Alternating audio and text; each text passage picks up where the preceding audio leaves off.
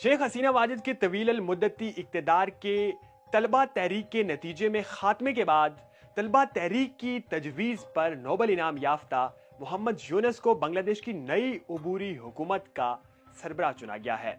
बेसहारों का बैंकर के नाम से शोहरत पाने वाले और शेख हसीना के दौरे इक़्तिदार में मुतअद्दिद मुकद्दमात का सामना करने वाले शेख हसीना वाजिद के बड़े नाक़िद मोहम्मद यूनुस मुल्क में नए इंतखाबात के इनेकाद तक अबूरी हुकूमत की सरबराही करेंगे।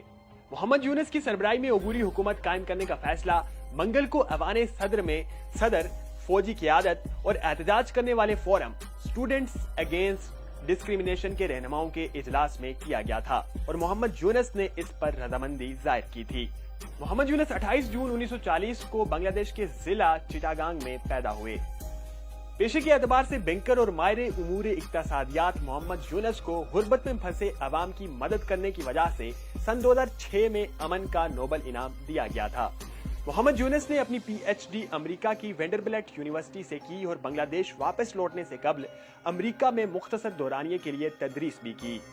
मोहम्मद यूनुस ने बैंकिंग सिस्टम में ऐसे छोटे कर्जों का निजाम मुतारफ करवाया था जिनकी वजह से गरीब अवाम खुसूसन खवातीन को गुर्बत से निकलने में मदद मिली। मोहम्मद यूनुस ने 1983 में ग्रामीण बैंक कायम किया। ये बैंक ऐसे छोटे कारोबारियों को कर्ज फराहम करता था जो आम तौर पर कर्ज लेने के अहल नहीं होते थे।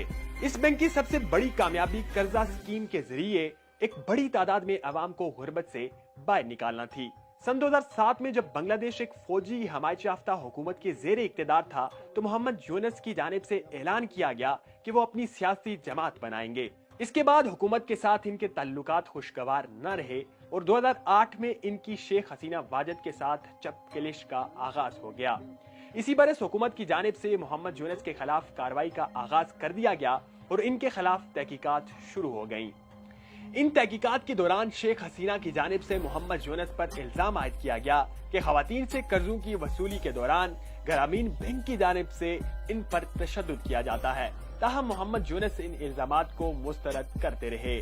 शेख हसीना की हुकूमत की जानिब से 2011 में बैंक के अंदरूनी मामलात की छानबीन की गई और मोहम्मद यूनुस को हुकूमत के रिटायरमेंट के मुतालिक तय करदा जवाबित की मुबैना खिलाफ वर्जी करने पर मैनेजिंग डायरेक्टर के ओहदे से बरतरफ किया गया। सन 2013 में मोहम्मद यूनुस पर हुकूमत की इजाजत के बगैर नोबल इनाम और उनकी एक अपनी किताब की रॉयल्टी की रकम वसूल करने पर मुकदमा कायम किया गया।